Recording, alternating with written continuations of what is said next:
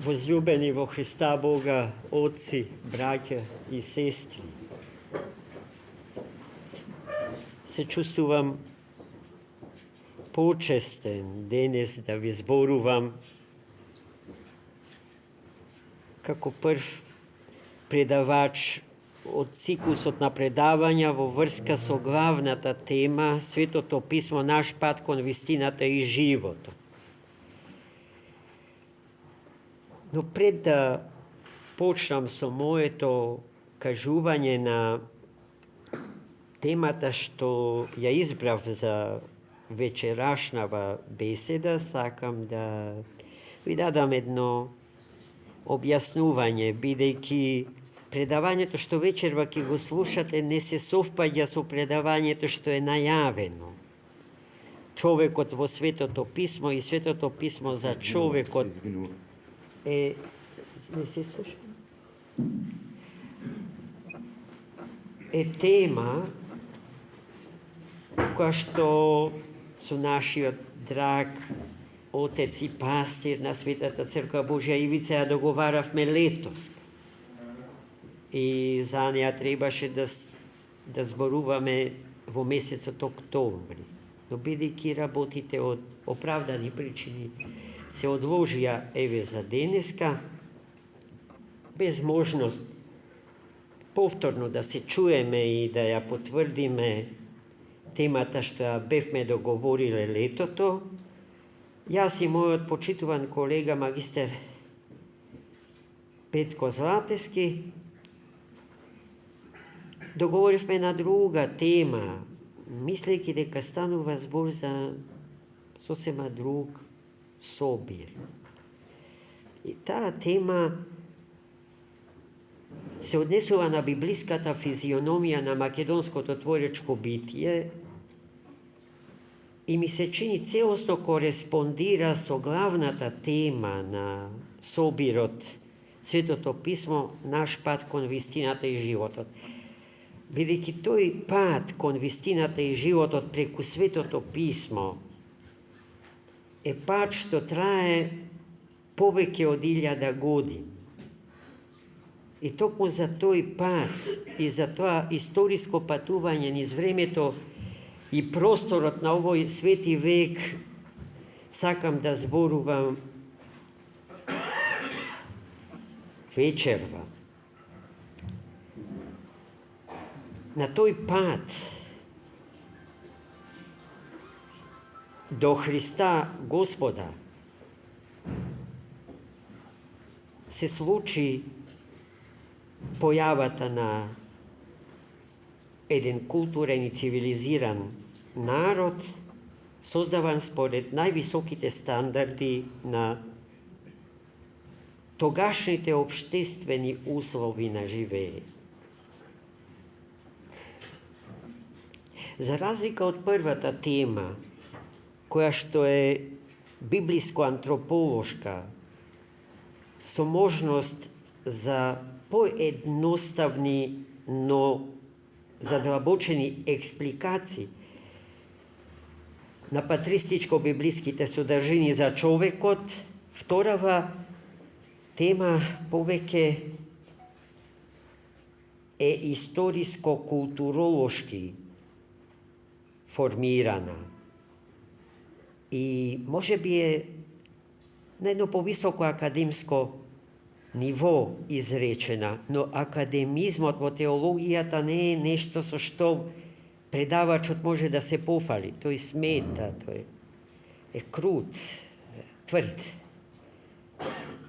и не му е близок на човекот и неговата душа. И ми се чини дека токму тој дел од вечерашнава беседа е нешто што ќе ви посмета. И ако вие тие мои кажувања не можете да ги сварите органски, ви молам да ми простите. Ке ми дадете, ке ми овозможите поправен испит за некоја следна средба со вас. Денеска пак Najmili moji braći i sestri во Христа Господа, сакам да ви зборувам за нешто за што сите вие многу добро знаете. А тоа што ќе зборувам за нештото кое вие многу добро го знаете, не само што не ќе го намали значењето на денешнава беседа, за Библијата се разбира, туку имам впечаток дека ќе го засили. Ви почел со една многу позната синтагма за тоа дека сеќавањето на тоа што сме не оживотворува, а заборавањето е тоа што не убива. Бидејќи оваа теза е непобитна и совршено точна, себе си, а и вас ве повикува, вечерва анамнезата да ја победи амнезијата. Сеќавањето да го победи заборавот. Таа победа е особено потребна денес, браќа и сестри, кога историската вистина за нашиот црковен и етнички идентитет е безочно кривотворена од неброени индивидуални и колективни сили. Целта на таквото духовно војување со нас е колебањето на нашата библиска екзистенција.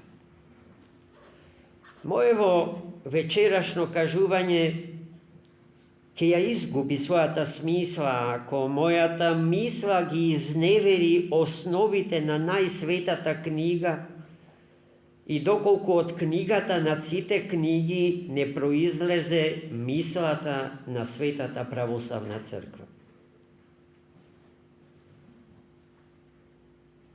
Според едно грдо и непишано правило, секое кажување на вистината за себе бара апологетска подкрепа во аргументите на западните науки.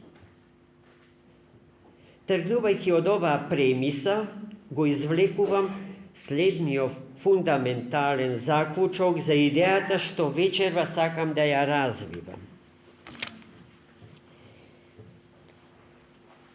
Почитување, дури ни најзакоравените западни историософи, кои настојчиво ја минимизираат улогата на византиското влијание врз италијанската ренесанса, не се сомневаат во решавачката улога што Византија ја имала во процесот на обликување на културната историја на словенските народи.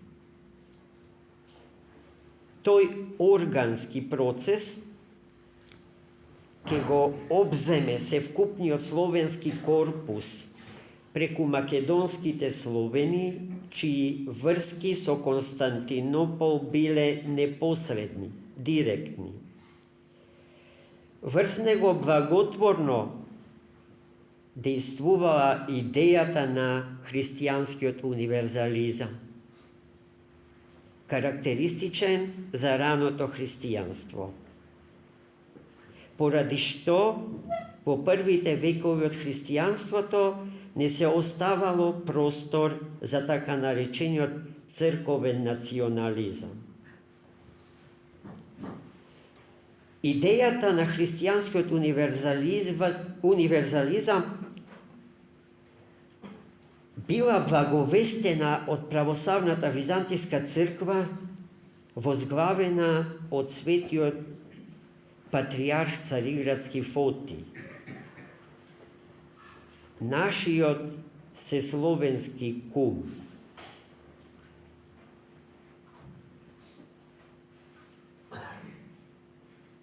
Таа идеја од грците барала и денес истото го бара, максимално почитување на богообразноста на родот словенски.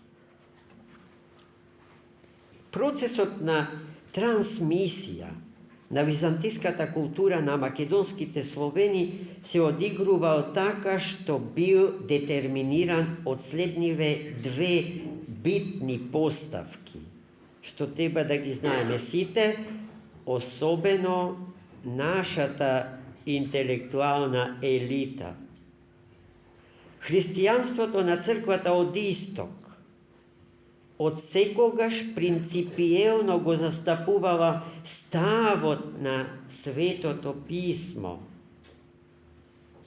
Богослужбената литература и библиските текстови да се преведуваат на јазиците од народите што го числат божествениот Лаос, новиот Израил, црквата Божја.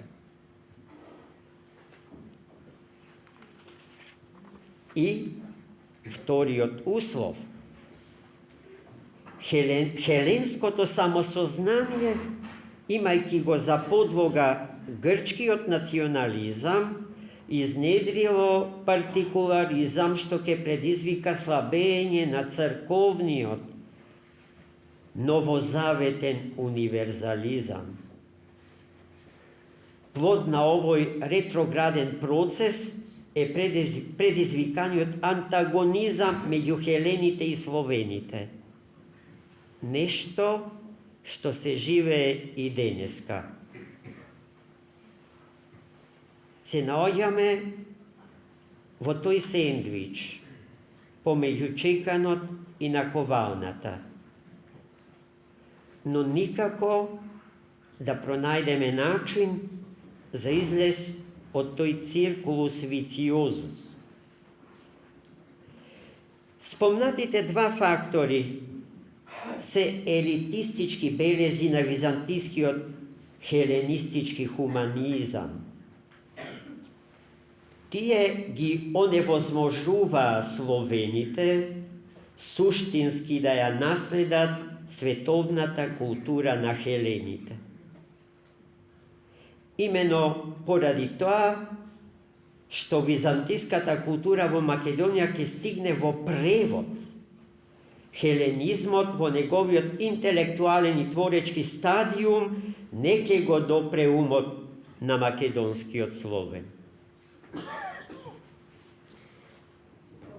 И овој момент е необично важен за нас, бидејќи Господ не чуваше во сета чистота и во сета колективна девственост за средба со најсветата книга. Светите браќа Кирил и Методи пак и покрај афирмативниот став спрема античката философија, да не заборавиме дека Свети Кирил Солунски бил професор на единствениот вистински универзитетски центар во тогашниот свет Магнаварум Цариградски. На таа катедра ги држал повеќе предмети. Еден од нив бил и предметот по световна философија.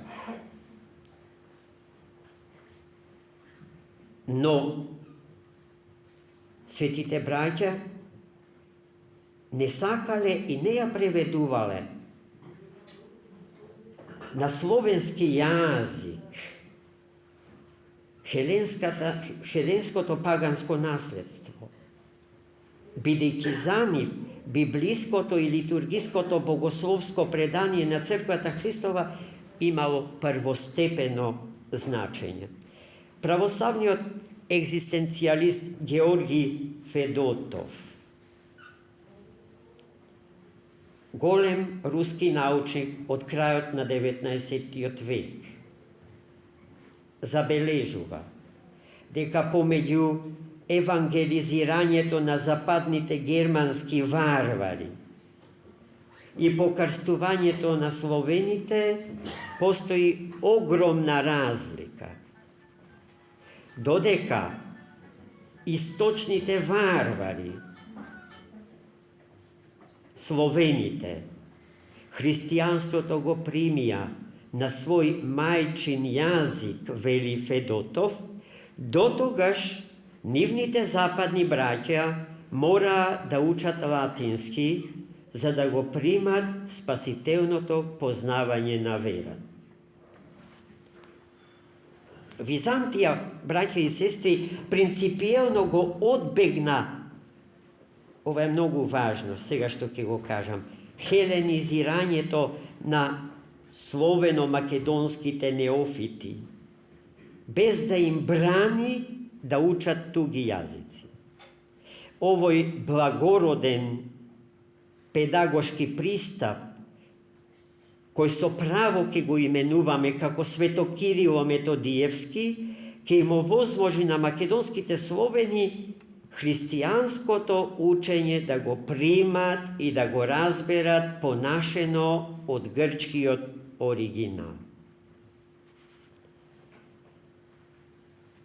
Можеби ова кажување ви изгледа надвор од темата за која што решивме вечерва да зборуваме, но ве уверувам дека таа се посигурно не приближува кон неа. На културен план, словенските релации со византиската цивилизација биле ограничени заради јазичката бариера.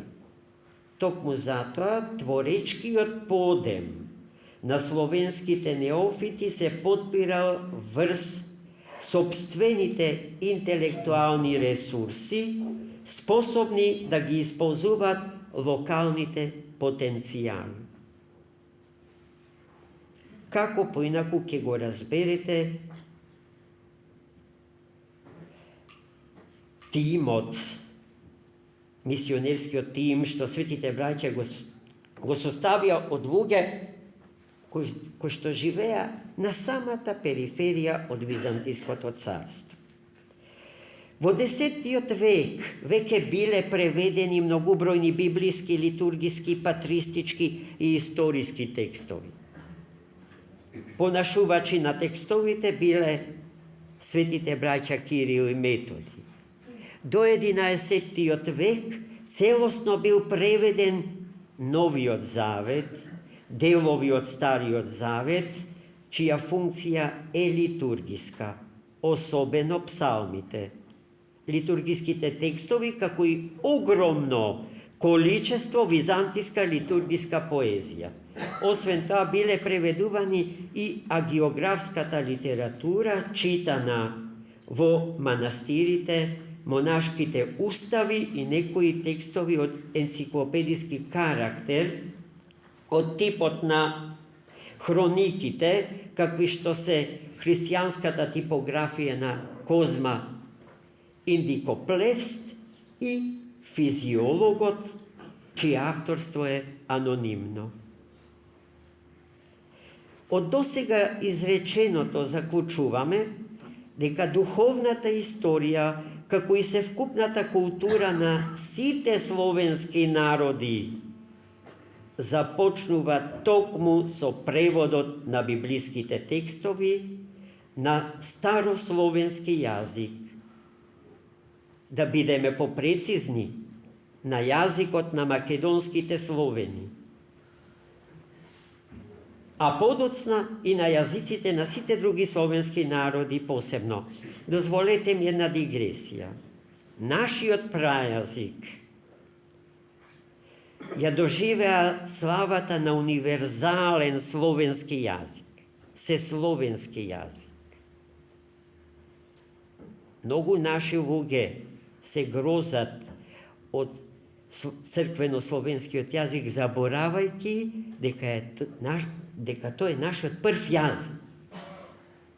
Не верувам дека нашиот актуелен книжевен јазик ќе ја постигне славата на својот прајазик.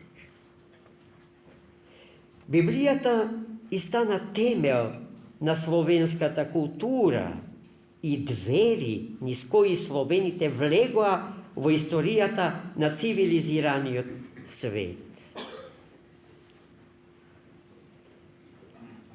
Словените ја примија највозвишената култура и цивилизација во тој дел од историскиот еон присутна на овие простори. А јазикот со кој што говореа го подигна на нивото на тогаш најупотребуваниот јазик на планетава, грчкиот јазик. Грчкиот јазик во времето на светите браќа, пред нив, а и потоа, ја уживаше славата на англискиот јазик денес. Преведувањето на Библијата е фундаментален настан за духовната, културната и историската судбина на секој народ посебно. Тоа особено важи за нашиот македонски народ. Бидејќи преведувањето на Библијата е поврзано со добивање азбука и писменост. Иако ниту азбуката, нити писменоста се поважни од познавањето на Христа Господа. Веќе самиот чин на преведување бара извонреден творечки подвиг и умење, од проста причина што преводот сам по себе е еден вид на екзегетски зафат на оригиналниот текст. Преведувајќи го оригиналот, вие го толкувате на јазикот на кој што го преведувате. Да се понашува свештен текст од типот на Светото писмо, значи да се открива смислата на секој логос, да се протолкува и да се објасни ставен во неговиот духовен и историски контекст. Словото се испитува, бидејќи над неговата подлабока семантичка содржина и смисла се бдее по силата на духовниот живот. Вистинското понашување не наликува на лексичка и мисловна гимнастика, туку представува длабоко доживување и преживување на преведуваниот текст од страна на преведувачот. Токму од таков тип беше Свето Кирило Методиевскиот превод на светите книги. На тој начин, понашената Библија го овозможи создавањето и образувањето на македонскиот јазик од сите словенски народи примен како прв нивен книжевен јазик.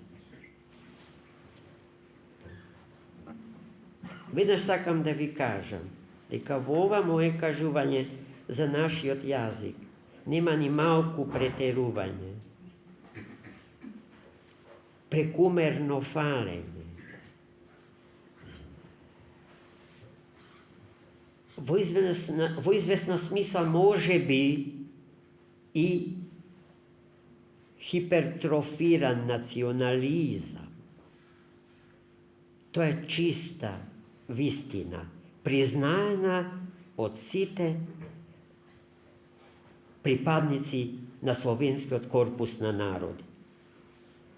Тоа значеше негова внатрешна христијанизација, негово воцрковување и олитургисување, како и метаморфоза на стихијата на словенската мисла и глагол, на словенскиот логос, тоест на душата на македонскиот православен народ.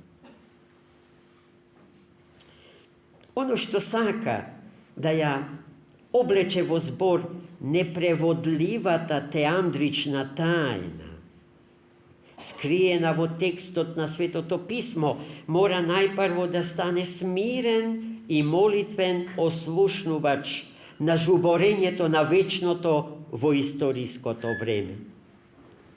таквиот преведувач го допира ритамот на скриената содржина на преведуваниот свештен текст, но и ритамот на јазикот од кого се преведува и на јазикот на кого се понашува и во кого мистичната содржина се воплотува. Овој ќе го наречеме молитвен пристап кон свештениот текст им бил својствен на првоначалните преведувачи и толкувачи на македонски јазик, на светите браќа Кирил и Методи и нивните свети ученици. Од особена важност за нашата култура е фактот дека првите понашени текстови од библиско и литургиско потекло биле ставани во строго светотаинствена, мистериолошка функција. Тоа ни ја открива онтогенезата на нашата севкупна култура, браќа и сестри, како литургиска култура. А Библијата, немојте никогаш да заборавите дека е книга на црквата. Тертулијан во едно свое пишување за Светото писмо на еретиците им забранува да ја читаат Библијата. Зашто не се подготвени правилно да ја разберат, поради што можноста од кривотворење на божествените вистини е за толку поголема. Незината содржина не се открива индивидуално и рационално, туку соборно, целосно и молитвено се доживува. И првите толкувања на библиските текстови кај македонските словени никнале од литургиска почва и носеле поучно аскетски особености. Толкувањето преку беседа и поука им било својствено на светите браќа, но и на нивните свети ученици. Меѓу нив особено се истакнувал најталентираниот ученик на светите солунски браќа, свети Климент Охридски. Тој е тука со нас. Неговите свети мошти се во овој храм нему посветен. Не слуша и ни се радува. Тоа што екзегетите го објаснувале со писмените толкувања, мистериозно го толкувале зографите и мелодите на планот на свештените православни уметности, ликовната и музичката, поезијата и архитектурата. Гледајте во што е суштината на македонското творечко битие библиски физиономирано. Одамна е забележано дека фундаментално својство на православниот иконопис и фреско живопис е символизмот, кој сликарството го вознесува над поучното и наративното, допирајќи ги најскриените тајни од изобразениот свештен лик или свештено собитие. Затоа, почитувани, иконописот е типолошко-символичко укажување на прволикот, на оригиналот, изобразен во ликот и оприсутнување или антиципирање на неговиот дух и на духовното благоухание. Што е иконата? Тоа што е фотографијата денес за нас.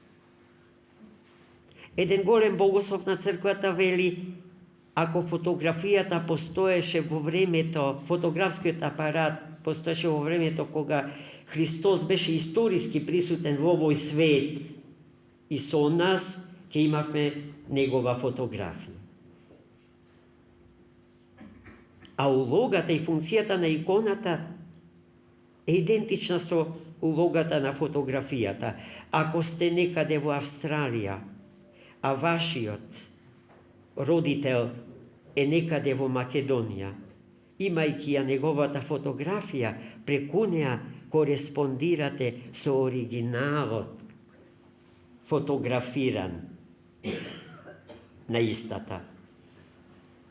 Имајќи ја иконата на Свети Климент Охридски, вие преку неа стапувате во директна молитвена врска, духовна врска со оригиналот, со несмртниот лик на Свети Климент, небесниот граѓанин, граѓанинот на небесната држава, чиј градоначалник е самиот Христос. Овој наш век е век на радикална спротивставеност помеѓу духот на древната словено-византиска, библиско-литургиска култура и модерната европско-американска неопаганска цивилизација. Духовната клима во која живеела и од која се хранела севкупната европска култура и наука од крајот на 19 век и почетокот на 20 век е обележена од духот на морализмот и естетицизмот од една страна, но и од екзактниот емпиризам, од натуралистички тип и историцизмот од друга страна. Кон тоа ќе го причислиме и социјалниот радикализам од разни видови, кој отпосле прерасна во револуционерни потреси и катастрофи. Тие до денов денешен го тресат светов и нашава татковина. Горката чаша на сите овие изми не ја одмина Македонија и нејзината интелигенција. Кога ја спомнавме македонската интелигенција, сакам да чуете едно моје размислување за интелигенцијата воопшто, без оглед на тоа чија е, дали е македонска, грчка, американска или француска. Интелектуалната елита, браќа и сестри, е избран дел од народот. Таа го сака народот, чиј органски дел е таа, и ја прифаќа одговорноста да го предводи на патот од спасението. Историското остварување на возглавениот народ обезбедува влез во незаодното царство на Троичниот Бог. Гордата и прелестена интелектуална елита отпаѓа и се срами од својот народ. Оттуѓена од него го остава сам да се движи по безпаќата на светов и веков, с краја од патот што води во спасение. Така декапитиран народот завршува во земјата невратија. Вториот тип на интелектуална елита ни се случи и нам. Тогаш, кога македонската интелигенција им подлегна на искушенијата да се одсече од библиско-литургиските корени на македонското словено-византиско битие и да им се подаде на тенденциите во црковениот и олитургисаниот светоглед, да го редуцира до иманентното, тоест одовде страното, и да го постави врз темелите на природата, човекот и општеството, тоест врз феноменологијата на историјата. Таа и таквата насоченост на модерното време спрема иманентното, зачната и започната уште со Ренесансата, негативно се одрази и врз развојот на богословската мисла денес. Неизбежен следбеник на таа насоченост, на тој ирационален човечки ерос да се потопи во материјата и да се поистовети со неа, бил и останува до денеска скептицизмот и критицизмот. главното обележje на секоја интелектуална елита. На таквото мислење му е вродено антирелигиозното настроение. Зошто, браќа и сестри? Затоа што и најпримитивниот религиозен став предпоставува стварност подлабока од материјата и иманентното и поширока од дострелот на човечкиот ум. На тој начин насочената и втемелената модерна мисла и наука, откако ја прелести нашата интелигенција, ја стави во ситуација сизифовски да се напрегнува и радикално да ги преиспитува сите животни предели и одново да ги вреднува, евалуира сите животни вредности. Се променил и незиниот однос према Библијата и спрема начините на незиното толкување. За мнозина македонски интелектуалци Библијата престана да биде боговдахновена и вечно важечка книга. Незината порака за таквите представува нешто релативно, историски условено и во историско-обштествен контекст објаснимо. Овој радикален бран на антибиблиски критицизам, распространет по целиот христијански свет, ја заплисна и Македонија. Тој се манифестира практично и теоретски на многубројни начини и предизвика апологетска реакција и обиди Библијата и верата да се оправдаат пред разумот. Оправдувањето пак на Библијата од овој тип оди напоредно со тежбата да се врамнотежат нејзините вистини и нејзината порака со модерните научни теории и преку тоа, како по правило, тоа е проследено од рационализацијата на самата Библија. Апологетската реакција, како самата да го признава разумот за врвен арбитар на вистината, а легитимноста на неговото барање за апсолутно важење.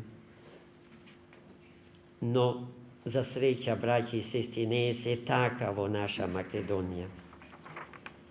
Сепак, за нас, православните македонци, легитимните наследници на Свети Кирило Методиевското предание во 21. век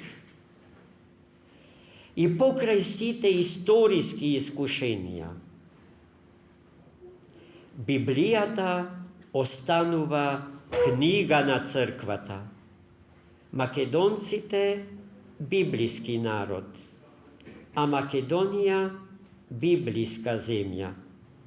И тоа е така, зашто за православниот човек третиот милениум не е ниту постисториска епоха и уште помалку постхристијанска епоха, туку уште едно големо време кое веќе истекува и ќе истекува и понатака, за да ја потврди вечната младост и невенливата убавина на Логосот облечен во тело, Богочовекот Христос.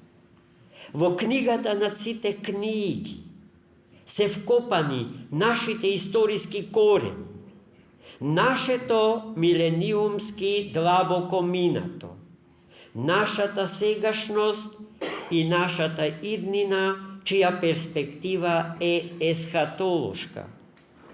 И сето тоа е така, драги мои, бидејќи со светите содржини, запишани на страниците од единствената вистинска книга, кон која што приведува секоја друга добра книга.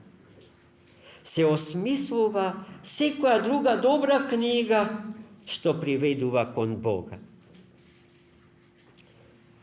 Библијата е првата книга што православните македонци ја прочитале на мајчин јазик. Од тогаш до денес и потем, до веки веков, секој збор запишан во неа го доживуваме како капка на вечноста, а сите зборови вкупје како безобален океан на вечноста Божја. И ние, браќа и сестри, како старозаветниот пророк, ја изедовме оваа книга. И откако ја изедовме, дознавме дека е посладка од медот. Поради тоа, Светото писмо е книга што се чита за да се претвори во сопствен живот. Амин.